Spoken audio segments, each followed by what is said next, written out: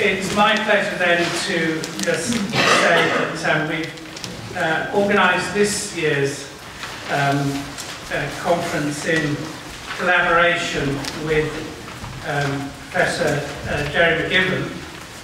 It's been great working with you, Jerry, and thank you for helping us put together such an interesting programme, such a fantastic group of speakers.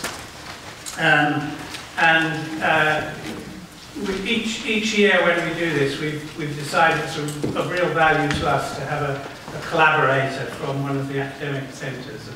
And the Warwick Business School has done some really interesting work with the General Osteopathic Council, which Jerry's going to talk about shortly. But before we go on to the full session, I'm going to invite Jerry to give his welcome to you. Just a very few words from me. Just welcome to this conference. Delighted to be back here and delighted to be chairing the conference. Last year we had a really vibrant conversation. We had people from academia and people from regulators who seem to be speaking the same language. So I'm really excited about this year. I hope you're going to enjoy it as much as I did last year. And I hope we're going to continue. I think we're developing a reputation for this being perhaps the most, it's not a contradiction in terms, exciting regulation conference.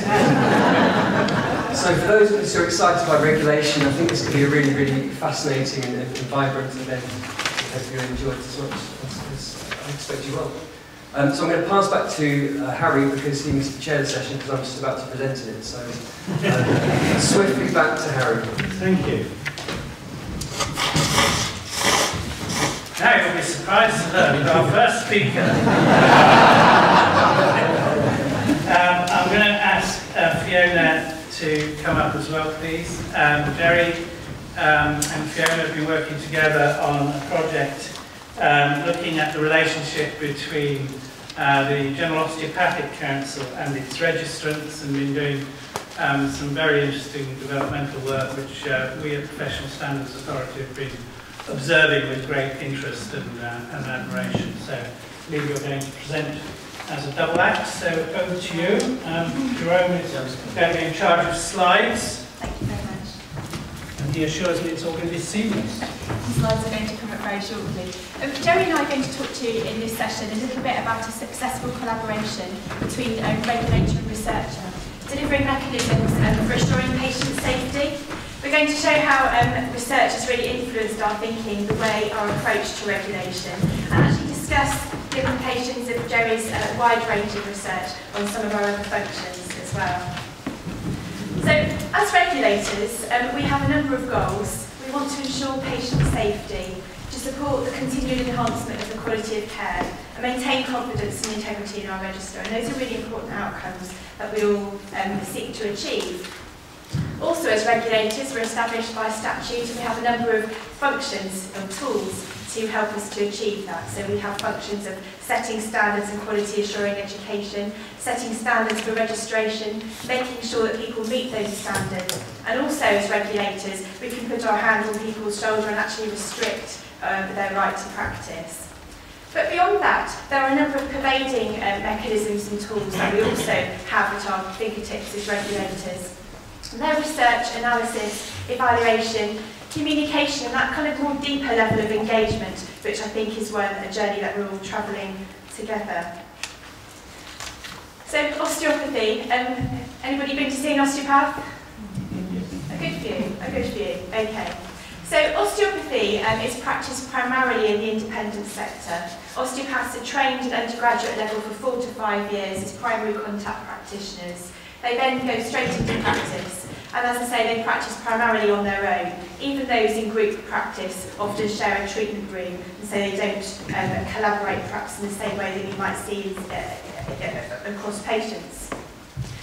And there's a picture there of an osteopath in action. They're trained to take a history, to perform an examination, and to take a differential diagnosis, refer, treat using mobilisation, soft tissue techniques and so forth. That happens in a very intimate way. You can see that the patient there is not fully clothed, and that can often be the case pretty much throughout the consultation. And it's not just physical intimacy involved perhaps in that consultation, there's also a level of psychological safeness as well. So that's a little bit about osteopathy.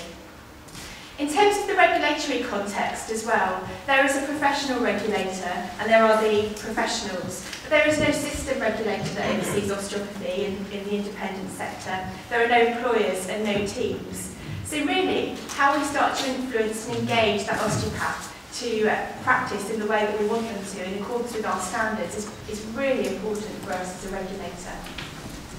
Like all regulators, we have standards that we expect our registrants to adhere to, and they are, like all regulators, across the domains of communication, patient partnership, knowledge, skills and performance, safety and quality, practice and professionalism, and we map those across the regulators. So in terms of one of our functions, we're going to just, for the moment, focus on our function of providing assurance of continuing fitness to practice. And this is a statement from the Professional Standards Authority. There are other statements from government and in various papers that say that regulators should be able to assure the continuing fitness to practice of their registrants. And of course, that's what patients expect as well. So we began our thinking way back, and we piloted quite a developed scheme back in 2011 and 12. And this developed scheme required osteopaths to undertake 4 pieces of evidence: patient feedback, clinical audit, structured reflection and case-based discussion. They had a menu to choose from. And what they had to do was to collect that evidence over a year and then demonstrate that they were meeting our osteopathic practice standards. And we independently evaluated that project, and KPMG did that for us. They collected data about the costs and benefits every 3 months, and we have some very rich data from 5% of our population of osteopaths who actually completed that pilot. A whole range of findings, not least the osteopaths completing the pilot were really aware of our standards. They had a high level of awareness and a high level of review, so that was a good thing. But one of the more challenging findings for us as a regulator was that participants felt it difficult to reflect on their practice without being seen to criticise themselves and expose them to risk of our putting our hand on their shoulder as a regulator. And when you're looking at a population working primarily on their own in that kind of environment, that's a real concern for us. We had a good story. We had a scheme that ensured patient safety because there was evidence of people, of our registrants meeting standards. But the incentive, of course, for our registrants was to say, I'm okay, here I am, I'm meeting all my standards, here's my evidence, don't worry about that I've shoved under the carpet, that's fine, there must be a problem with the osteopath down the road. And that's really the incentive that our scheme had.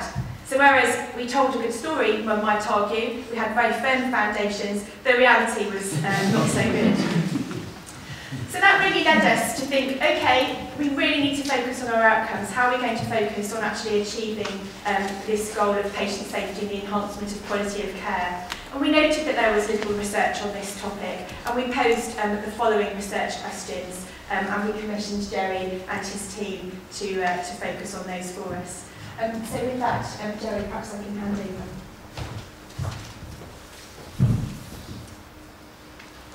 So I worked with a number of colleagues, including Zoe Spenloff, who's in the room over there, really to look at, essentially what we're looking at is what are osteopaths' experience of regulation in practice, so what do they actually do, how do they actually understand and respond to regulation. You might design a system for the best purposes, but actually what are the effects, what impact does it have on regulation? So we set it out around doing a research project. We conducted 2 literature reviews, one about health professional regulation generally, and the second one about the nature of osteopathy as a profession and the nature of its practice. We felt it was very important to understand the practice and the professional identity of the group that we are regulating. So Oliver Thompson, who worked with this, who was an osteopath himself, wrote that review. So first thing, it's really important to understand the nature of the professional community you're regulating. We then analysed some of the documentation, so some of the GEOS documentation, the report that KPMG produced on their pilot. And then we set about conducting a number of interviews. So we interviewed 55 people, including 37 regulators, but also a range of stakeholders who are involved in osteopathic regulation, including patients, representatives of professional groups, and osteopathic educational institutes. We also interviewed a number of people who are involved in the regulatory scene more generally. So we interviewed somebody involved in law, we interviewed a politician and also a news producer. So it was the view that obviously the media affects perceptions of regulation as does law and politicians. We then analysed these interviews and then ran an online survey. So we surveyed all of the osteopaths in the Osteopathic Register, and we got over 800 responses to that survey, which equates to a 17% response rate. So I'll talk to you about some of the findings. So first of all, what did we find? First of all, we found that most osteopaths wanted to be regulated. So it's important for most osteopaths to seem to be a legitimate profession, and regulation is a way of showing that. We also found a wide level of familiarity with standards, but we then had mixed views about how useful these standards were in practice. So while some osteopaths said that standards were a useful benchmark in terms of establishing good practice, they were also complained about some of the standards seemed to be a little bit legalistic, bureaucratic and rigid. They described some of the things sounding a little bit silly. At the same time, they also complained about some of the standards being slightly vague. So I think this reflects back on the nature of osteopathy as a practice. It's a very complex practice. And so sometimes osteopaths who we interviewed were concerned that their practices might be interpreted in ways that they didn't really intend. So in retrospect, if they were to find themselves in a fitness to practice hearing, might the way they practice, even though they intended to be practicing effectively, might that be interpreted as breaching the standards? We also asked people about to what extent do they actually comply with practice. And in our survey, 45% said that their practice always complies with standards, which perhaps is surprisingly low. And 19% disagreed with that, so they really felt their practice didn't comply with standards. So that's again quite an interesting finding from our survey. But I think again a key point is that people were fearful. People took a defensive approach to regulation because they were fearful of how their practice might be interpreted later on if there should be a complaint made against them. So again, in our survey we have more evidence of people actually kind of responding to regulation out of a sense of fear. So we asked questions about whether standards of practice reflected what they thought of as best practice, and whether that led to them complying with that. What we found was that fewer people complied with standards because it reflected the nature of good practice, and more people complied with standards to avoid being sued or getting into trouble with the regulator. So again, we see a tendency for people to comply with regulation out of a sense of fear. We asked questions about their sense of the regulator, and what we found among most interviewees was a sense that actually their perception of the regulator really improved. So people felt that the General Osteopathic Council in recent years had become much better. And this was largely due to its efforts to kind of reach out and really engage with the profession. So it seemed really important that regulators go out and personally meet the professionals that they're regulating. Obviously this is easier for a smaller profession like osteopathy than nurses, midwives and doctors, for example, but that personal engagement seems to be really important. And I think, again, this quote I think nicely illustrates that. It kind of really changed people's perceptions of the regulators. So sometimes people can have fantasies of regulators with horns on their heads, as this quote illustrates. But through this personal contact, people really kind of understood that actually regulators they don't have horns in their heads, they really do understand what professionals do, and also they have the best intentions. So again, I think this quote nicely illustrates the importance of regulators reaching out and really engaging with their profession. So again, that was an interesting finding. We also asked about how osteopaths' perceptions were shaped of regulators. What we found were three things. One, the biggest reason people talked about were communications. So communications that regulators put out are very important in terms of shaping perceptions.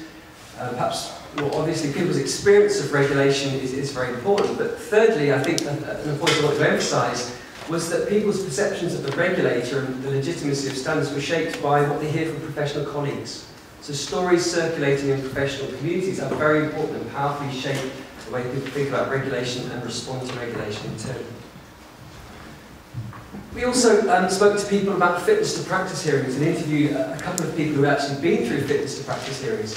And again, what our findings suggested here was there was a relatively low level of confidence in fitness to practice hearings, and also a fear of fitness to practice hearings. So we interviewed a very small number of people who had been through these fitness to practice hearings, but what was interesting is they often seemed to emerge from the process less engaged with their profession. So potentially, having been through this process, though we've found not to have a case to answer, perhaps potentially at more risk of future malpractice.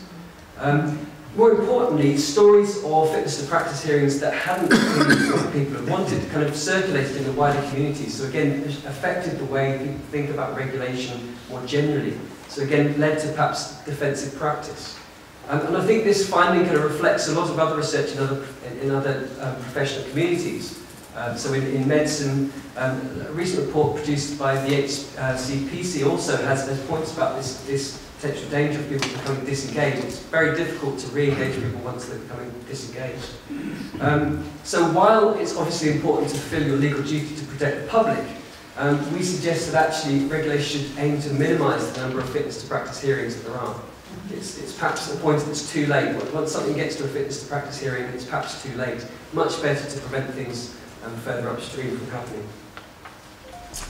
We asked a number of questions about issues relating to whistleblowing. So we've had the latest report from Francis, which talks about whistleblowing and the lack of whistleblowing in health services.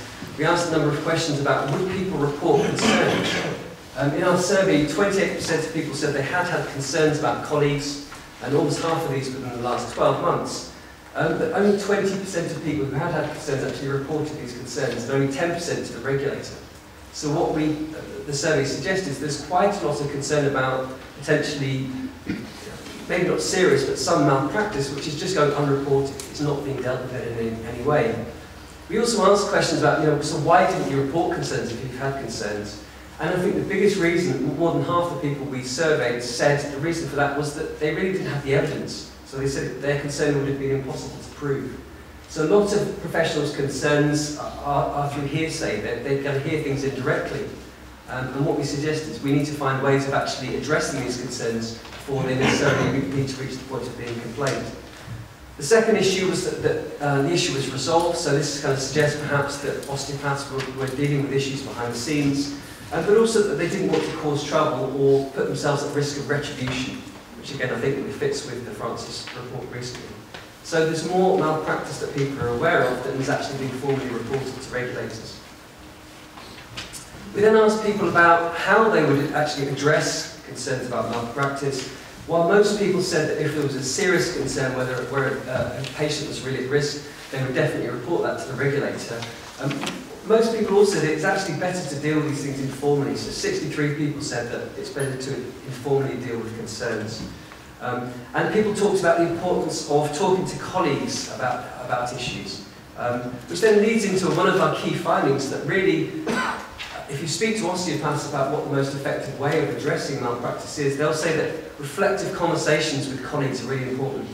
So they said what the findings suggest is that we need to create spaces, not necessarily completely safe spaces, perhaps challenging spaces, but spaces in which osteopaths and people can talk to colleagues about what's going on and really bring out these difficult issues that they might previously have swept under the carpet. So can we create a regulatory system that enables people to talk about these things before they need to become formal issue?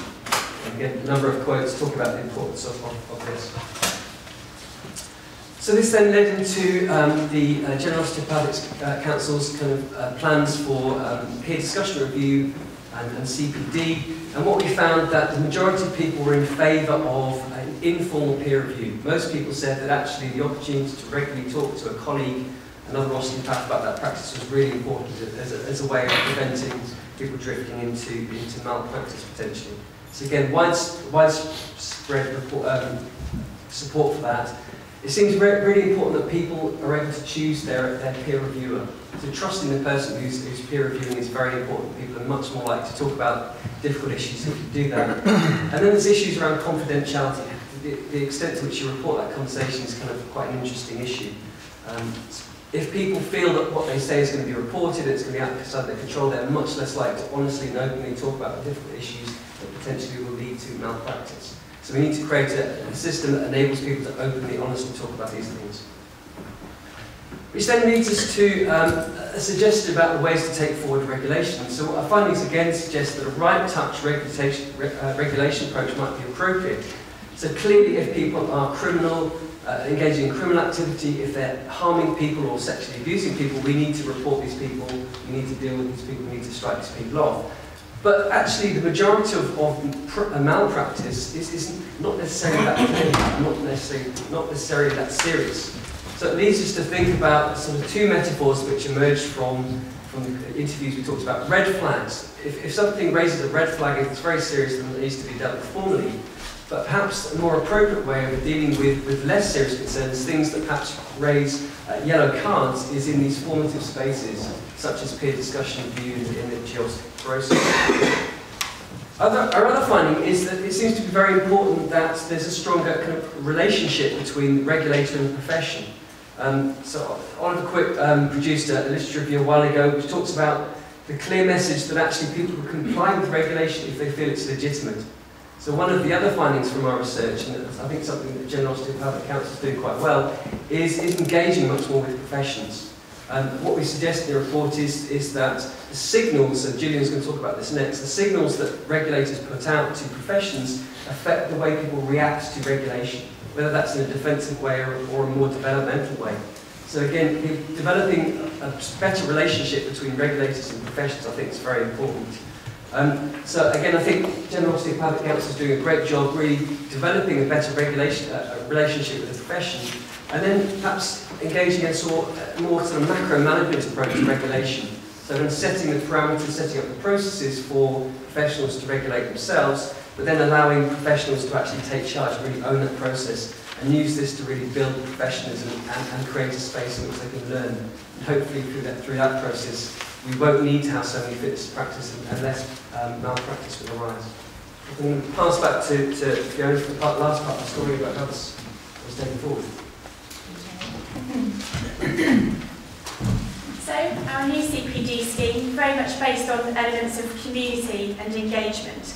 First of all, built bottom-up through collaborative pathfinding groups across the country, intensive work over a period, actually developing the guidelines themselves, developing guidelines for a peer discussion review, you might call it appraisal, to actually sign off their CPD. Key focus really is about the outcome of patient safety, and we're currently consulting on that scheme.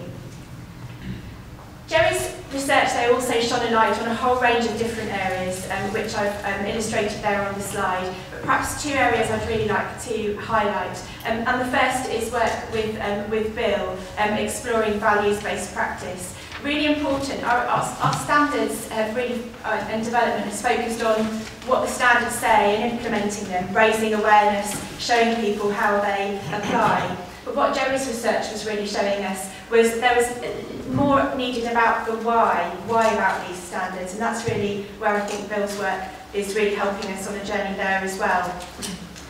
Regulation that's shaped by stories and narrative, across the organisation, our whole organisational culture, the way that we relate to osteopaths is really important. From using different language in different departments, we've really had to kind of explore and look at that and review, and obviously significant engagement with stakeholders. There's not many weekends that we're not out there looking and talking and listening.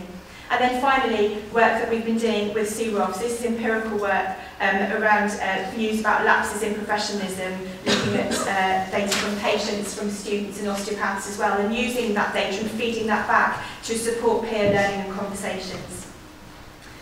And just a few conclusions and reflections which I don't doubt will be built on and today throughout the conference and added to. But certainly our reflection with Jerry is kind of similar to our reflection with registrants, that close collaboration between research and regulation is really important to nurture research-informed regulation. We're looking to achieve those goals together, and actually that the relationship, the collaborative relationship that we had throughout that process enabled us to learn as we were going along. Another point, working differently and exposing assumptions. As regulators, certainly in our context, I think we have perhaps made a mistake in terms of understanding registrants as always reacting rationally to what we do. The fact that we are all human, that we sometimes react irrationally, is a really important learning point for us in about how we engage and motivate our professionals to act in accordance with standards. And then finally, it's not all about the registrant. We do, from our patient work, know that this whole idea of a peer discussion, informal and seen by the regulator, there does need to be some form of audit and some form of scrutiny of that, and patients have told us that. They're happy about the safe space, but they do need some form of audit and scrutiny. So how we balance that tension moving forward will be another challenge for us. Thank you very much indeed. Thank you.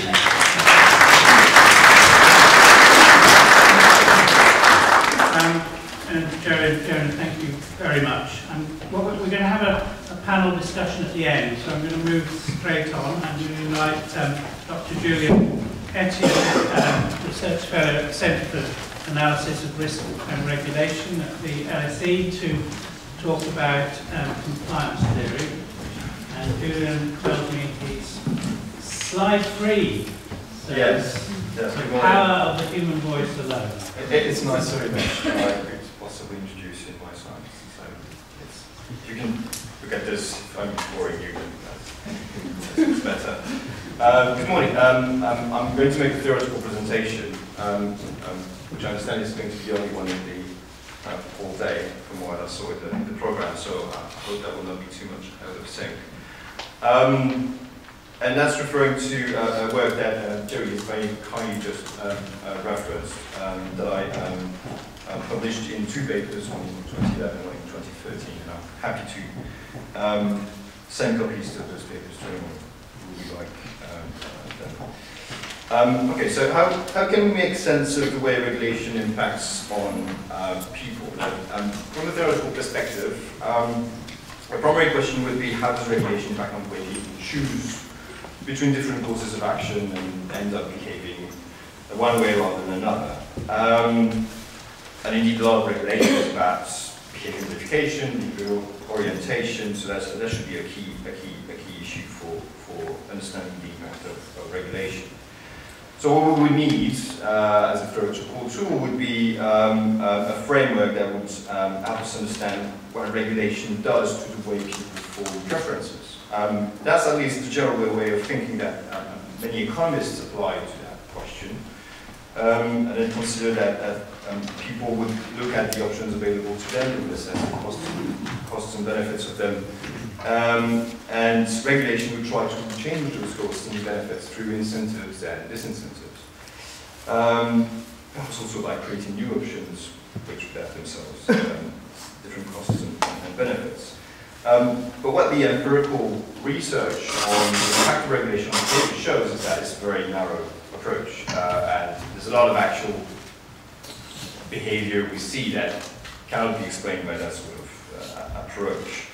And part of the problem with economic models is they only think about regulated behaviors as being motivated by gain. So basically, the drive to increase or maintain one's resources over time.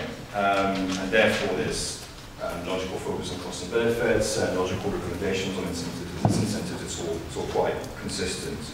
Now, the consensus, however, on the empirical research side is that people do things for many different reasons. And they're not only motivated by gain, but also by social norms, the will to do the right thing, and also some very fundamental things such as the necessity to have emotional balance, feel good, feel accepted by your environment and your peers, that sort of thing. And that does not translate well into costs and benefits, not that people have not tried to translate them into costs and benefits analysis, but that doesn't work really well. And the empirical research also shows that not only people pursue these different goals, I'll call them goals, or you can call them motives if you prefer, alternatively, but they will pursue them simultaneously. So they will at any given time, a person will try to achieve several different goals that are not necessarily compatible with one another and certainly very different from one another. And those goals interact with one another so that one course of action that will satisfy one of them might not satisfy another, so that might affect the level of effort that people will put into that particular task. So that's nicely shown in psychological experiments where you can ask someone a group of people to perform a task where they have basically to help someone, let's say a cooperative, altruistic kind of behavior. So that's activating some really normative motives: do the right thing, be nice to the person, assist them. But if you modify the environment in the room and you put a not too pleasant smell in the room, for instance, then the cooperation level, the time people will spend and the effort they will put in cooperating just drops quite significantly. So even though that's not a key motive to just be in an environment that doesn't smell bad, well, that's actually also something that affects people's performance. So that's not something they're even conscious about necessarily, but that's there. So there you go, that's kind of the point in an experimental setting, but it works also really nicely in realistic settings. Obviously, if people need to do something that is not only appropriate but also very expensive, then the performance will not be as good as if it's appropriate but cheap. Right, that's kind of what it is. So, if we want to understand how people form preferences and how regulation may affect the way they form preferences, we need a bit more complex models than economist models or self-interested models. So, there are a number of such models out there, or attempts to build such theories, and it's a very complex endeavor because there's so much to put together into one whole, and so many of these things are actually very difficult to put together in a consistent discourse. It's going to be very difficult for me to present it, especially in the time I have, so I won't. And I'm sorry for that. I'll just go to the very key points of what such an approach entails, and hopefully that's going to be of interest. Basically, when we think about regulation's impact in a model that would be richer, well, we can think of it as working through two different channels. One is regulation can try to change the relative strength of people's different motivations. I said earlier people would generally want to achieve several different things that might not necessarily be compatible, that these motivations interact with one another and ultimate choices, and that also affects the level of effort people will put in given tasks. These mixes of motives vary a lot. They vary between individuals, they vary across time, they vary across domains. So some people might be motivated in a certain way to, say, in relation to environmental issues, but not necessarily in relation to safety issues. And that works really well also for organizations, by the way, but I'll just talk about people for now. So that means that circumstances also may affect how these mixes of motives are shaped. Regulation can try to affect those mixes as an element of this context, these circumstances, by trying to strengthen certain of those motives and weaken others. The key mechanism through which that works is what's just been mentioned before, it's signaling. Signaling refers to, firstly, a psychological mechanism. By grabbing people's attention and focusing it on a certain dimension, you're not affecting only their attention, you're affecting also their motives. That's very well demonstrated in psychological research, and that fits the observations we get from empirical studies on compliance. A nice example that I'll take again from an experimental study is a situation where a group of people were asked to play a game that would be like Monopoly, if you want. And one group of people were told that this game is called the Wall Street game, and the other group of people were told that it's called a community game. And then the researchers measured the level of cooperative versus selfish opportunistic behavior that the participants elicited, and there was a radical difference between the two groups, but that was the same game. And I was just about giving a name. Now, it's just a very specific example, an experimental one, by the way, but that works actually also, that's also how regulation and particularly regulatory interactions can also affect motives. It's by focusing people's attention on specific issues by various ways, maybe just messages, maybe sanctions, maybe images, maybe rules, and that's particularly the case in face-to-face interactions. So a lot of the literature we have, ethnographic literature, on how inspectors that regularly inspect businesses and meet the same person time and again to talk about safety, for example. we know that the effect they have on how that particular organization will value safety versus other aspects of the business is there. There's an effect. There's a continuous sort of refocusing on this issue through the interactions. Sorry, I'm very dry now.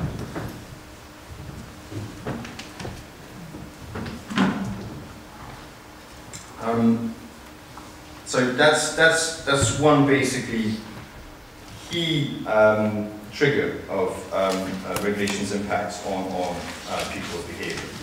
Now the other is regulation can also try to impact on behavior by changing the options available to individuals, not by making the preferred option from the perspective of the regulator, so the compliant one.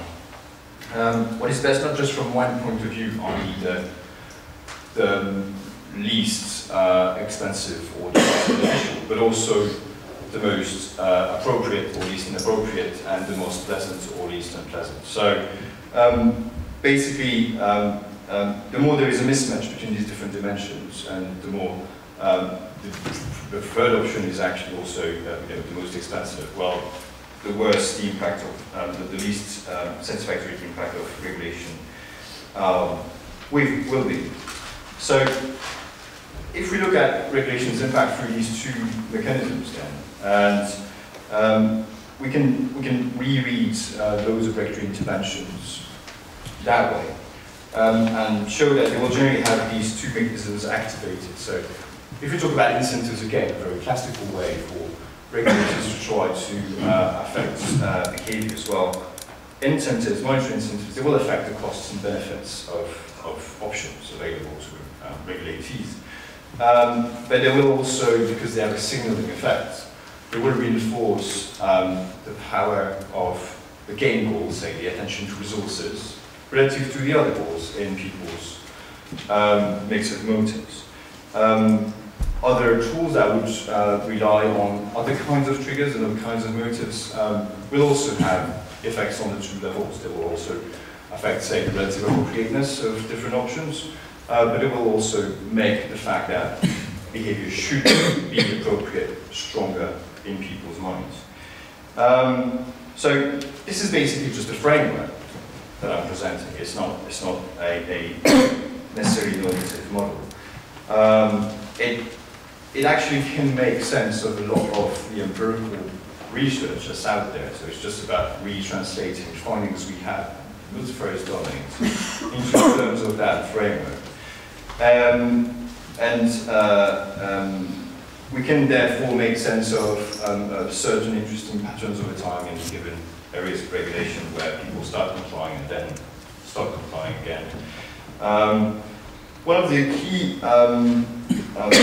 things I guess this approach provides, and I will finish there, is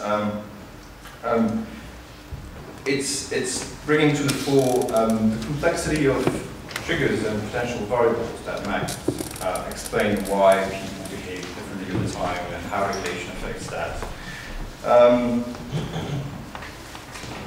It potentially invites to think about complexities, contradictions in different triggers, different motives. It invites to think about regulation as only one of those influences that people are subject to. There are many, many other things happening out there. It invites also to think about how we manage to achieve stability in behaviors over time. Options will always change a lot. The world is in flux. It's increasingly in flux. Options change time and again. Adjusting to those changes all the time for a regulator on all sorts of dimensions is very difficult, very time-consuming, resource-consuming.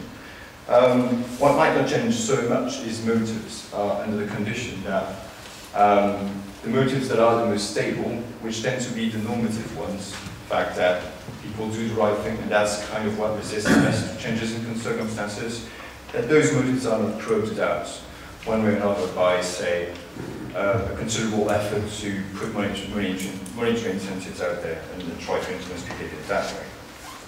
I'll stop there. Thank you. Thank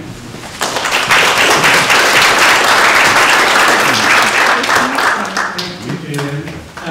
Our third presentation session is another double act. So we have Professor Mark Exworthy and Dr. Rachel Crates from the University of Birmingham to talk about the comparisons between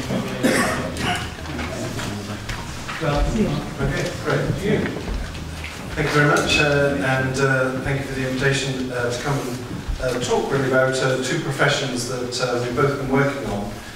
We want to offer some broad statements about regulation in its widest sense, and then offer some possible interpretations and some conclusions. So in a way it's a mix of Jerry's and Julian's, a bit of background ideas and concepts and a bit of empirical material.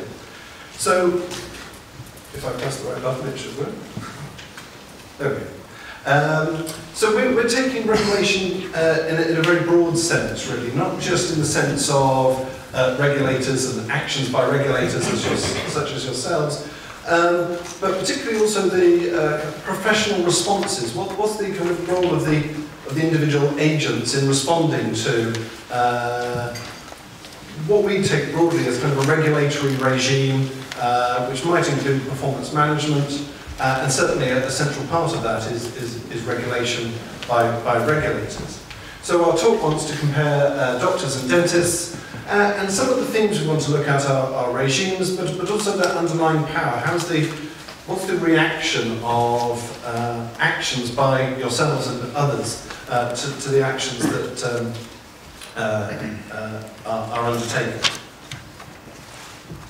Sticky. So, a little recap first of all. Defining regulation has been covered a bit, so we can quickly cover this. So, what are the aims of regulation? What are the units of regulation?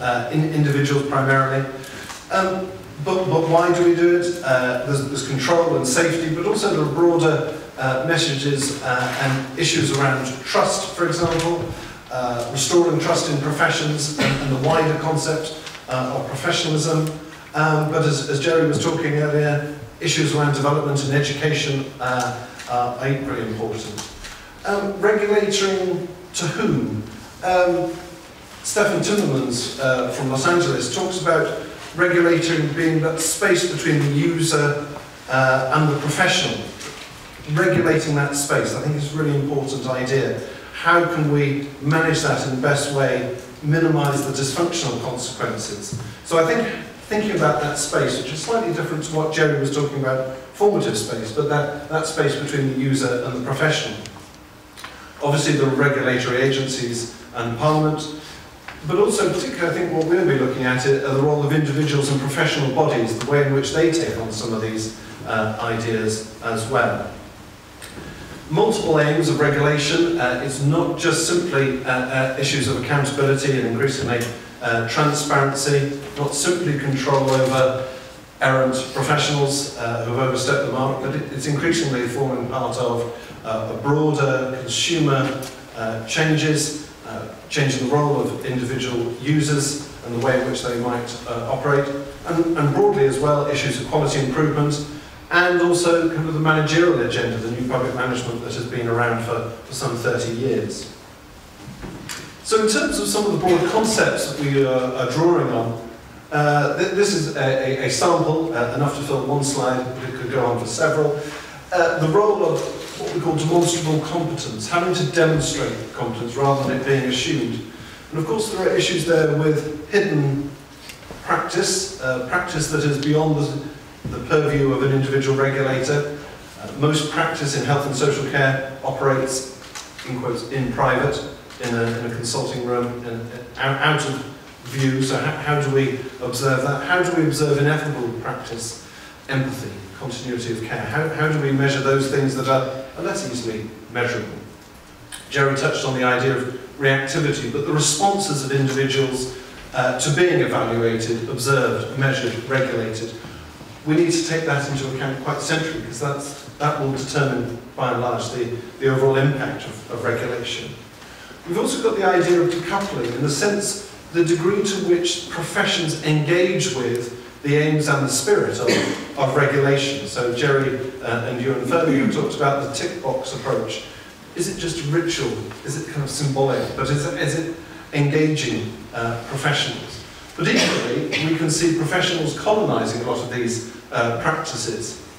And some of the work that I'm doing at the moment, I'll mention in terms of doctors, is the degree to which some of this activity can crowd out the intrinsic motivation of professionals, the degree to which the professional ethos, the professional vocation dimension can be squeezed out by regulatory regimes that are not done sympathetically. So in terms of our comparison, we're looking at two case studies, really offering contrasting experience of regulatory regimes, and particularly looking at the responses to an aspect of those regulatory regimes in terms of performance management and measurement, and guided by three questions really of who sets standards, who monitors them, and who takes remedial action. And underlying those questions really are what are the role of incentives, some of the things that Julian was talking about, reputational factors, financial, social and institutional incentives, both rewards and equally penalties as well, taking incentives in that form. So in terms of doctors regulating clinical performance as perhaps the archetypal profession, the decline of self-regulation has been taking place over a long period of time, and in its place really has been multiple forms of regulation, and not just the regulatory regimes of the GMC, but a whole raft of consultant appraisals, revalidation, some of the work I've been doing on public reporting, online reporting of surgeons' performance. It's seen a shift away from that voluntaristic approach towards a much more mandatory approach, to be from anonymised to named, from private to public. Quite seismic shifts in the way in which we regulate doctors. And that oversight of that regulatory regime takes a number of different forms. Yes, the GMC, the Royal Colleges in terms of their professional standards, but equally we have new actors on the scene, Health Education England in its various incarnations, as well as individual NHS trusts and clinical commissioning groups. So the design, implementation and effect of these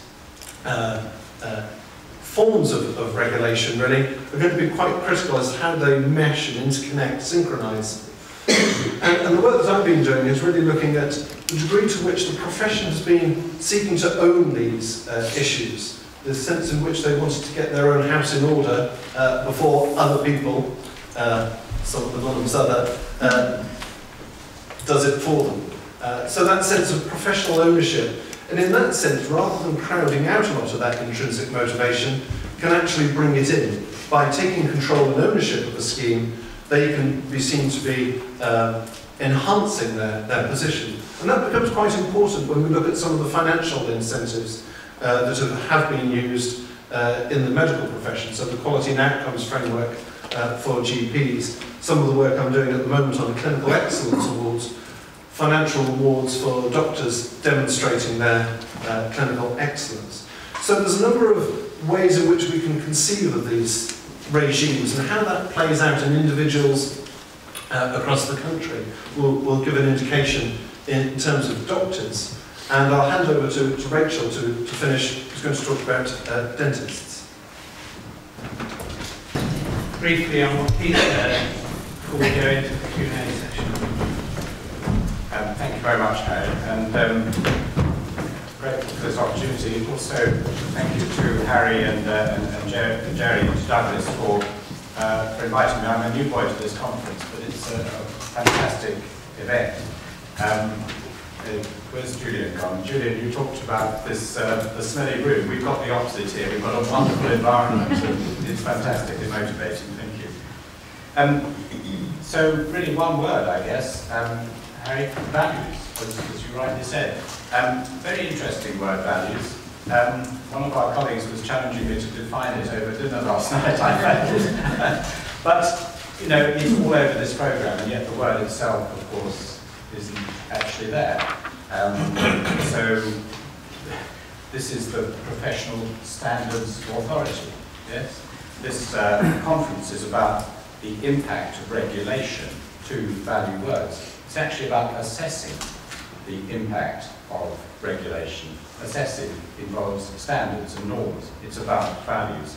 Our three opening presentations are about effectiveness from Jerry and Fiona.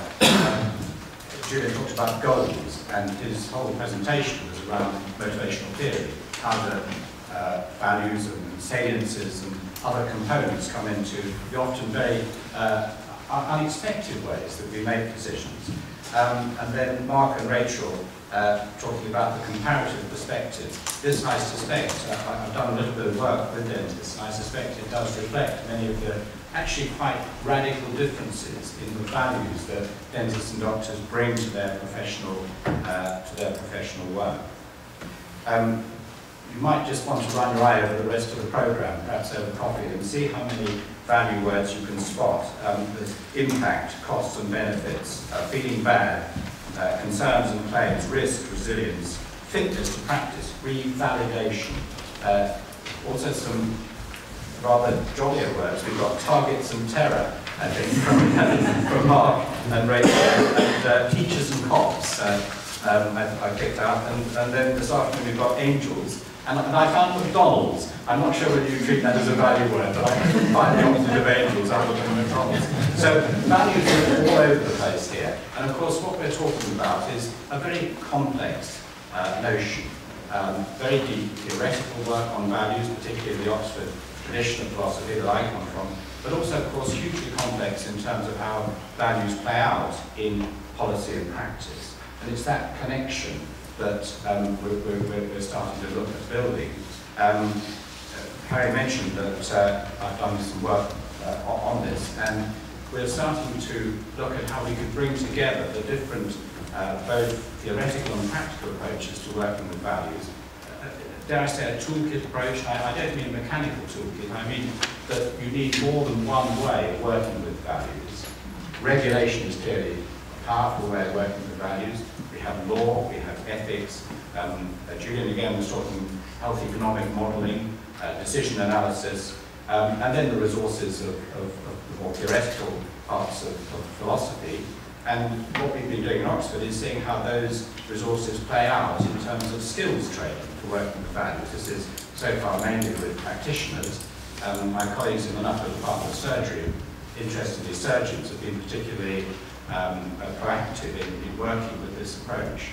So we're in the process of setting up a collaborating centre for values-based practice. Harry's very kindly brought the with Jerry and Douglas taking some of the work of the Professional Standards Authority together with others in this collaborating centre. If anybody is interested in this, do catch me during the course of the day, but we will be circulating some information about it, hopefully before Easter, when we're ready to go public with this new venture. So Harry, Douglas and Jerry, thank you very much for the invitation. I'm looking forward to the rest of the day. Thank you very much. Thank you, Bill. Right, so what I'd like to do is just take 2 or 3 questions or points together from you, and then I'll put the panel. We've got a big panel, and so if we're going to get more than a very small number of questions in, I'll ask the questions to be brief and the answers to be brief. So, who would like to start? Have we got a roving mic? We've got a roving mic. Who'd like to start? Questions or comments? Sally, at the back. Just a question really for a slight elaboration from Jerry, I guess. I thought one of the most important things you referred to was this relatively low confidence in fitness to practice and the impact that might be having on engagement, and therefore that people going through it are actually becoming at greater risk. And that's obviously as a principle is a very big conclusion. I just wondered if you could say a little bit more about where you've tested that elsewhere. Yeah, I think this sort of reflects the HCPC report that was published a couple of weeks ago as well. I mean, we interviewed a small number of people who've been through fitness to practice hearing, so again, we can't claim this is widely generalisable. But the people we did speak to who've been through this process, who've been found not to have a case to answer, they emerged from the process quite disengaged. They felt that the process had been unjust, they shouldn't have been through the process, that actually their practice was fine. So, I mean, what you really want from this process is some acknowledgement that actually there were areas in which I can improve in, there were problems, I'm going to come out of this process and I'm going to address the things that you raised questions about. Our experience was different. Our experience was that it had been quite damaging, it became quite defensive as a result of that. So it didn't really kind of furnish this more reflective practice, the more kind of learning-oriented approach. We then asked questions about perceptions of fitness practice in the wider population. And again, the levels of confidence in the process was really quite low, much kind of surprisingly low. So, I mean, essentially what I'm saying is we interviewed a small number of people. I think it's quite difficult to get people who've been through fitness to practice hearings to talk, but the people we did speak to didn't describe it in a kind of positive way, perhaps unsurprisingly. And again, this was reflected in the survey findings as well. And more worryingly, I think this affects the way people think about regulation more generally. So it's something that we need to try and address. Thank you.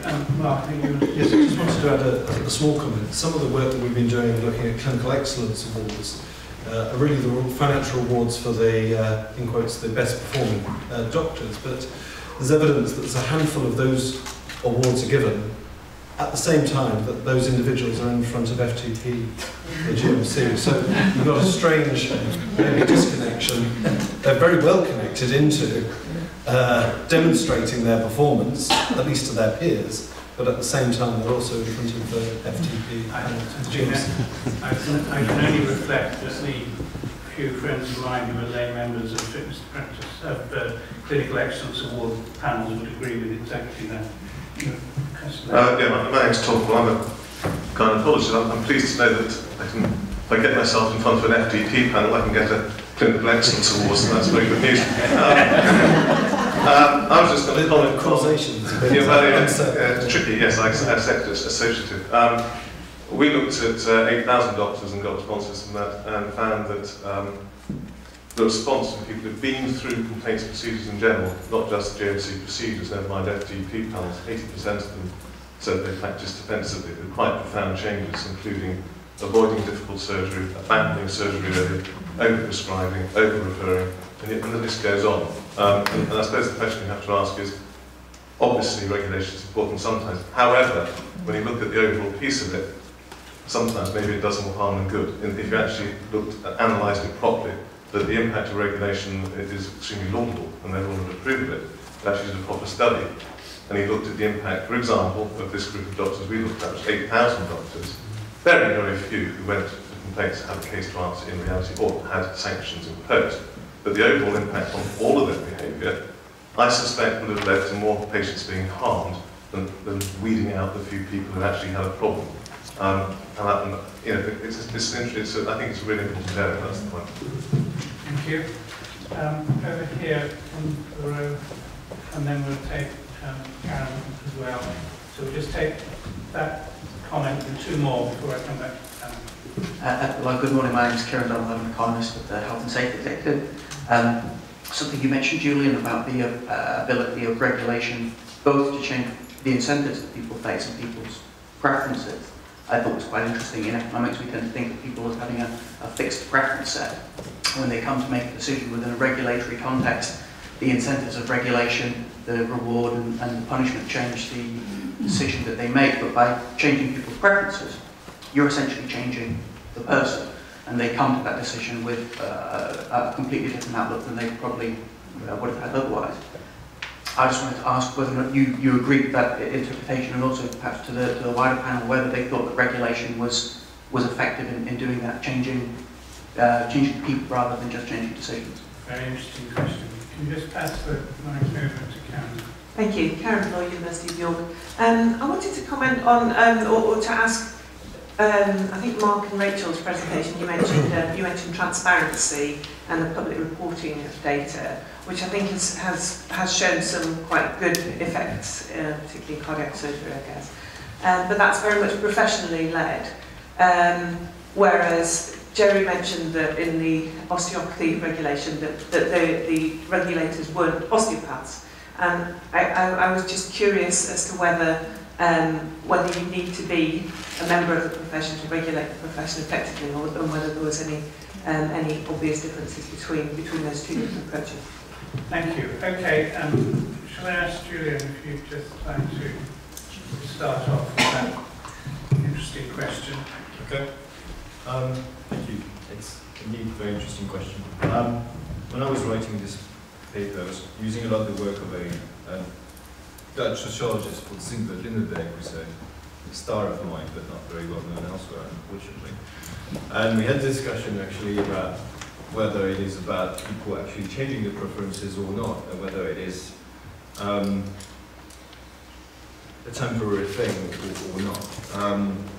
His view was that people were not changing preferences. They were affected by the situation in which they were making a decision, and if you were changing that situation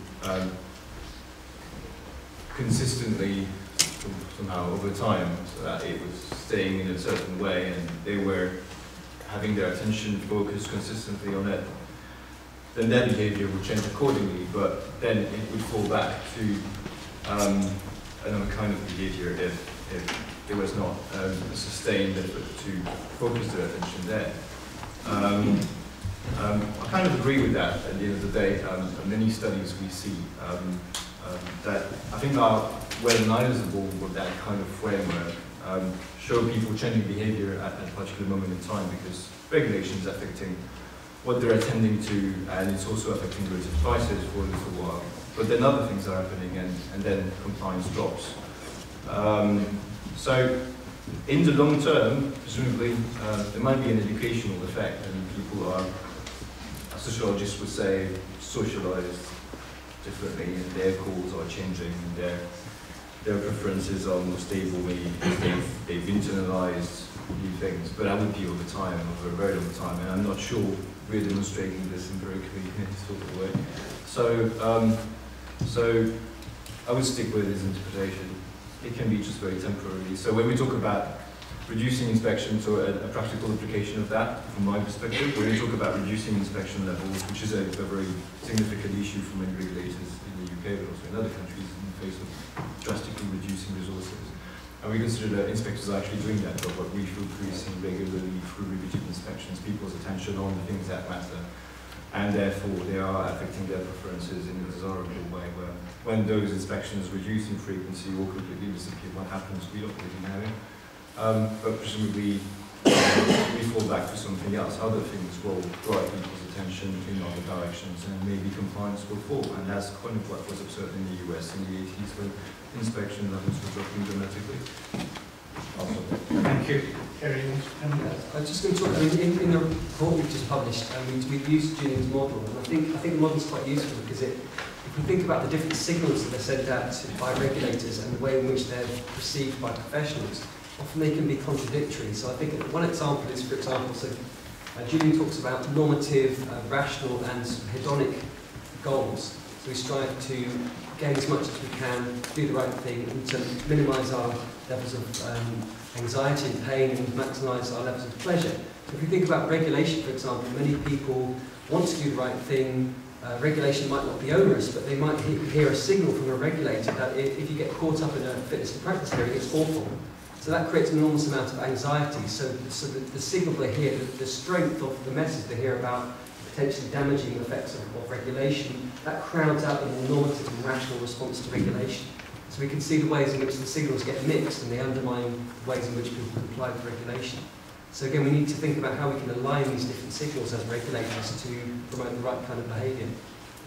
And the other point I was going to make is, so we recently had the Francis Whistleblowing report, which talked again about the culture of blame. So if you go back 15 years or so, it was the culture of blame and stopping people, talking about malpractice. And I think, again, the thing that undermines that, the thing that promotes the culture of blame is these stories. And these send up very, very powerful signals that actually, although it's the right thing to do to report practice, and it might be quite easy, actually the hedonic effect, the impact on you personally is far more than doing the right thing. So people don't do that. So how can we realign these incentives so that people do report concerns? And that, I think, comes back to cultural change and communication and changing the narratives. Thank you. Mark, Fiona, and Rachel, if you want to come in, then we'll have to finish. So I just wanted to pick up on the point about public reporting, because it is right, it's certainly in cardiac surgery, which were pioneers of public reporting. It was very much a voluntary exercise, our teacher role, but over time it's become increasingly mandatory. And that will change the way in which the professions, in this case the surgeons, react to that, that level of regulation, that type of regulation, in ways that we might not necessarily anticipate. So the named consultant is effectively hiding the performance of the team to which the consultant is ascribed as the individual. And that will become less and less relevant as the performance improves. Average age of cardiac patients is over 70 now. Case mix is getting much higher for those sort of patients. So, and as their mortality drops to under 2% now, it becomes less and less of a valuable tool compared to other professions. So the role of the profession in getting that off the ground was vital, but it's moved into a different environment now, and a different culture. So how that will play out will be, it's an empirical question to see, particularly as it moves into other specialties. Rachel, if you want to Fiona. I just wanted to come back on the issue around fitness to practice. I think this is a really challenging issue that regulators are going to be needing to be thinking about moving forward. It's worth saying, as regulators, I referred in my presentation earlier on to the tools of regulation. We are creatures of statute, and we are required to investigate complaints that come to us, and they go through an independent process. And that's quite a sledgehammer. And the question is, when is it appropriate to use that sledgehammer? What kind of filters are there ahead of that to get to the right outcome, so that you minimise your point around, and Jerry's point around the unintended sort of consequences. You know, nobody in the room would deny that somebody who abuses a patient should not be practising, and there needs to be a mechanism to allow that. We need the right legislation to allow us to get the right complaints dealt with at regulator level. And we also need to be focusing on the outcome, and I think this is really important. We need to be helping people to identify problems, and if there are problems, to remediate them wherever possible, or to deal with them in some other way.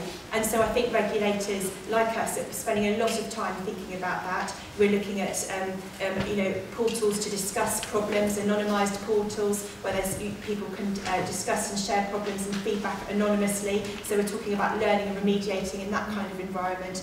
We're also talking, as we talked about earlier on, about creating community, encouraging creating a culture actually where problems are discussed and managed in a challenging but fair environment, and actually creating that environment itself may start to help to filter some of these challenges and potentially reduce some of the unintended consequences.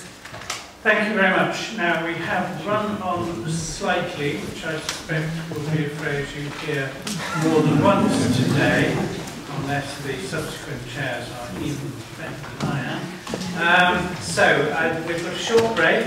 It's been fascinating conversation. I'd like to thank all the speakers and you. And we're back in here. Shall we say quarter now? Yeah, and there's coffee in the bar. Right, so a bit of fresh air and grab a coffee and come back again. Thank you very much.